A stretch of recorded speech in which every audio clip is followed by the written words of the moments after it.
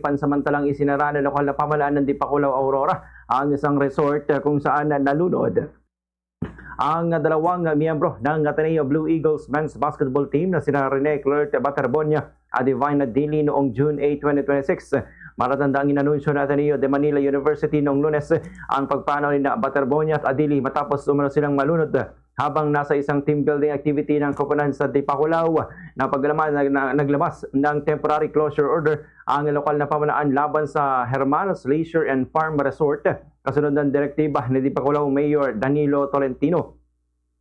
Layunin ng kautusan na magsagawa ng komprehensibong investigasyon sa insidente at matiyak ang kaligtasan ng mga residente at turistang bumibisita sa mga pasyalan sa bayan. Sa kasalukuyan, nagsasagawa na ng masusing inspection ang isang composite inspection team na binubuo ng mga kinatawan mula sa Business Permits and Licensing Office, Municipal Tourism Office, Municipal Disaster Risk Reduction and Management Office at Philippine Coast Guard PCG.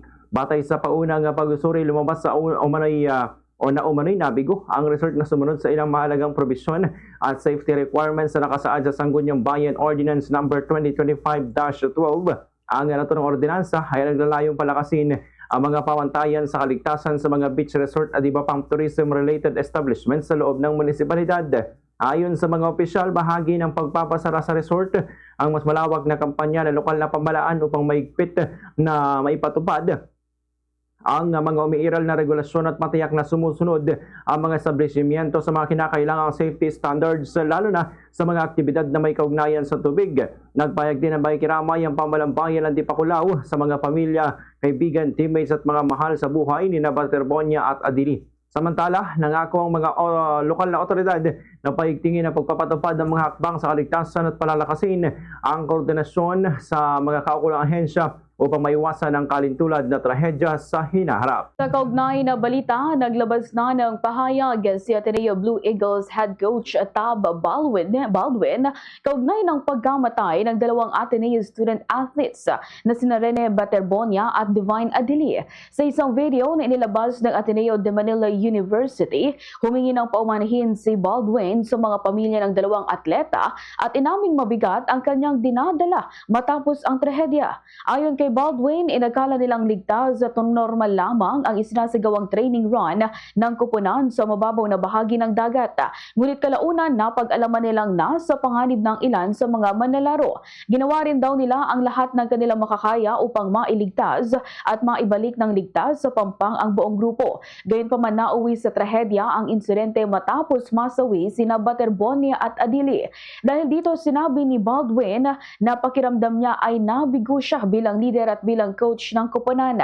Dagdag pa niya, hindi matatawaran ang sakit na nararamdaman ngayon ng mga pamilya ng dalawang atleta. Inamin din ni Baldwin na bilang coach, isa sa pinakamahalagang responsibilidad niya ang tiyakin ang kaligtasan at kapakanan ng kanyang mga manlalaro. Patuloy rin siyang nananalangin para sa kapayapaan at paghinom ng mga naulilang pamilya. Ganito ang bahagi ng pahayag ni Coach Head Tab Baldwin. As a coach, I lost my boys too. Never again would I be able to help them develop into the basketball player they wanted to be, to help them grow into the young man that they promised that they could be. But that's insignificant compared to what your families are experiencing.